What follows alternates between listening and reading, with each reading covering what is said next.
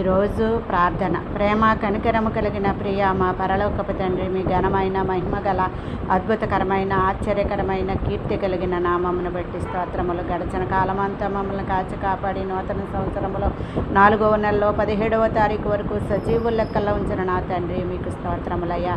ఈరోజంతా కావలసినవన్నీ మాకు అనుగ్రహించి రాకపోకల్లో కాపుదల భద్రత దయచేసి రోగులందరిపై మీ హస్తం ఉంచి ముట్టి స్వస్థపరిచిన ఆయన, వివాహం కాని వాళ్ళకి వివాహాలు దయచేయండి, ఉద్యోగాలు లేని వారికి ఉద్యోగాలు దయచేయండి, సంతానం లేని వారికి సంతానం దయచేయండి, గర్భిణీ స్త్రీలకు సుఖమైన ప్రసూతిని దయచేయండి, కోర్టుల చుట్టూ స్టేషన్ల చుట్టూ బిడ్డ తిరుగుతున్న బిడ్డలకు న్యాయం చేకూర్చండి, ఆర్థిక ఇబ్బందుల్లో కూరుకుపోయిన బిడ్డలకు విడుదల దయచేయండి.